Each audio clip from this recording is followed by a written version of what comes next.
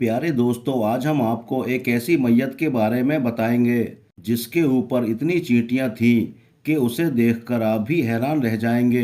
ये वाकया सऊदी अरब में रहने वाले शेख अब्बास के साथ पेश आया।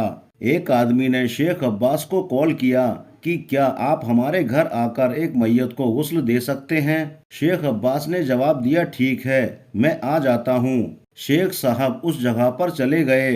शेख अब्बास कहते हैं कि जब मैं वहां पहुंचा तो वो कोई घर नहीं था बल्कि महल की तरह था। शेख अब्बास कहते हैं कि जब मैं घर के दरवाजे पर पहुंचा तो वहां एक आदमी पहले से ही खड़ा था। उसने मुझे बदतमीजी वाले अंदाज में कहा, ये रास्ता अंदर जाने का है। शेख तकरीबन 60 साल के थे। शेख ने उसकी तरफ देखा और कहा, ठीक है, मैं जा रहा हूँ। शेख अब्बास को उसका रवैया अच्छा नहीं लगा। वो सोचने लगे कि क्या ये वही शख्स है जिसने मुझे फोन करके बुलाया था। उस आदमी ने फिर से कहा, अगर आपको रास्ता मालूम नहीं है तो मैं किसी नौकर को कहकर आपको मैयत तक पहुंचा देता हूं। शेख अब्बास ने उसे देखकर जवाब दिया, देखो, मैं तुम्हारा कोई नौकर नहीं हूं। मैं यहाँ पर एक नेक काम करने के लिए आया हूँ। ये काम मैं सवाब की नीयत से करता हूँ। उस आदमी ने जवाब दिया, ठीक है, तो आप जाइए। इसके बाद वो उस कमरे में गए जहाँ मैयत रखी हुई थी। शेख अब्बास कहते हैं कि वो कमरा काफी बड़ा था, लेकिन वहाँ पर 2 से 3 नौकरों के अलावा और कोई भी मौजूद नहीं था। मैयत को एक चादर से ढका हुआ था। जब शेख अब्बास ने चादर को हटाया तो चेहरा देख सके तो उन्होंने देखा कि उसकी नाक और कान से चींटियां निकल रही हैं और उसकी गर्दन पर भी चींटियां चिपकी हुई हैं। जब उन्होंने और कपड़ा हटाया तो उन्होंने देखा कि पूरे जिस्म पर चींटियां मौजूद हैं। ये देखकर शेख अब्बास हैरान रह गए और सोचने लगे कि ये चींटियां कहाँ से आ गईं, क्योंकि सारा घर पक्का था। वहां तो किसी कीड़े का आना आसान नहीं था, तो फिर ये चींटियां कहाँ से आ गईं। शेख अब्बास कहते हैं कि मैंने कपड़ा वापस डाल दिया और सोचने लगा कि मैं ये कैसे करूँगा। वो कहते हैं कि मैंने अपने एक दोस्त को कॉल करके बुलाया, लेकिन उसने आने से मना कर दिया। शेख अब्बास ने एक दूसरे स्कॉलर को कॉल किया और कहा कि लाश पर चींटियां ही चींटियां हैं और मैयत की हालत नाजुक है, उसे गुस्ल कैसे दिया जाए। उसने शेख अब्बास से कहा, अगर आप मुझे मैयत को गुस्ल देने का कोई और मसला पूछेंगे तो मैं आपको बता दूंगा, लेकिन मैयत की जो हालत आप मुझे बता रहे हैं, ऐसा तो किसी किताब में पहले मैंने लिखा हुआ नहीं देखा। आप जो करना चाहते हैं करें, मैं इसमें आपकी कोई मदद नहीं कर सकता। शेख अब्बास ने वहां खड़े नौकरों से पूछा कि इस मरहूम की औलाद में से यहाँ पर कौन कौन है। उन्होंने जवाब दिया, कोई भी नहीं। शेख अब्बास ने पूछा, वो शख्स जो मुझे नीचे मिला था वो कौन था। तो ये सुनकर नौकर ने कोई जवाब न दिया। शेख अब्बास कहते हैं कि मैं उसके बाद उसके कमरे में बाथरूम की तरफ चला गया। मैंने उस बाथरूम में मौजूद टब को पानी से भर दिया। फिर मैयत को नौकरों की मदद से उठाया और ले जाकर टब के अंदर रख दिया।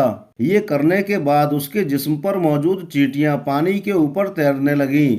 शेख अब्बास ने ये अमल कई मर्तबा दोहराया ताकि जिस्म की सारी चींटियां साफ हो जाएं। फिर उन्होंने मैयत के जिस्म को मसह किया तो सारी चींटियां चली गईं, लेकिन वो अभी तक हैरान थे कि इस कद्र साफ सुथरे घर में आखिर इसके जिस्म पर इतनी सारी चींटियां कहाँ से आ गईं। उन्होंने मैयत को पानी से निकालकर बिस्तर पर रख दिया। उन्होंने अपना काम मुकम्मल किया, नीचे आ गए और नीचे आकर देखा तो मुर्दे का बेटा वहां पर मौजूद था। शेख ने कहा, मैंने आपके वालिद को गुस्ल दे दिया है। अगर मैयत के बारे में कुछ और काम हो तो बताइए, मैं वो भी कर देता हूँ। बड़ी ही सख्ती और बदतमीजी के साथ उस आदमी ने कहा, वो सामने कमरा ड्राइवर के लिए है, वहां चले जाइए और खाना खा लीजिए। शेख अब्बास ये सुनकर हैरान रह गए। ये सब क्या तरीका है और आखिर क्या चल रहा है, इस तरह बातचीत क्यों की जा रही है।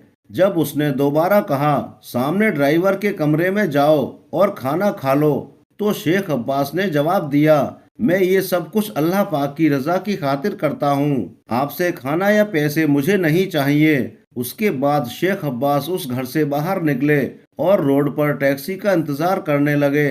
शेख अब्बास जब बाहर खड़े थे تو उस आदमी का बेटा वहां आया जिसकी उम्र तकरीबन 18 साल थी।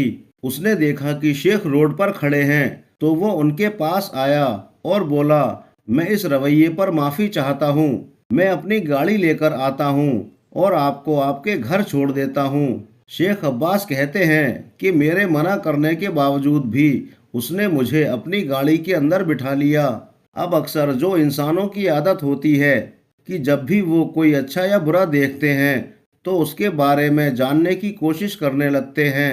चुनांचे शेख अब्बास ने उस लड़के से पूछा, सुनो बेटे, ये शख्स कौन था जिसे मैंने गुस्ल दिया? उसने जवाब दिया, ये मेरा दादा था। हम सभी जानते हैं कि उनके जिस्म से चींटियां निकल रही हैं, इसलिए हम उनके पास नहीं गए क्योंकि हमें समझ में नहीं आ रहा था कि हम आखिर क्या करें। शेख अब्बास ने उससे पूछा कि तुम्हारे दादा जिंदगी में क्या करते थे? कुछ देर खामोश रहने के बाद वो नौजवान बोला, मेरे मरहूम दादा अपनी जिंदगी में अपनी माँ के ऊपर हाथ उठाया करते थे। किसी की भी इज्जत की परवाह किए बगैर अपनी माँ पर जुल्म किया करते थे। शेख अब्बास कहते हैं कि ये सुनकर मैं हैरान रह गया। आखिर कोई जिंदा आदमी ऐसी जलील हरकत भी कर कैसे सकता है? फिर उस लड़के ने बताया कि मेरे दादा के मारने की वजह से उनकी माँ के चेहरे पर जख्म तक नजर आया करते थे।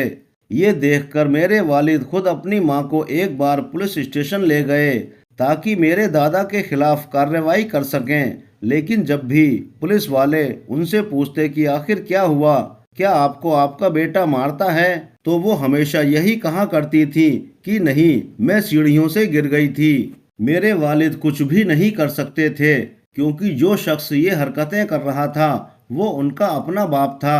चुनांचे मरने के बाद उनका क्या अंजाम हुआ ये आपने देख लिया। शेख अब्बास कहते हैं कि ये सुनकर मैं समझ गया कि उसका ये अंजाम आखिर ऐसा क्यों हुआ।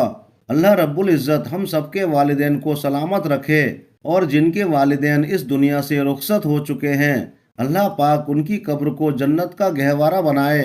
अल्लाह पाक हम सबको अपने वालिदैन की खिदमत करने, उन्हें राज़ी करने और अपनी दुनिया और आखिरत को संवारने की तौफीक अता फरमाए।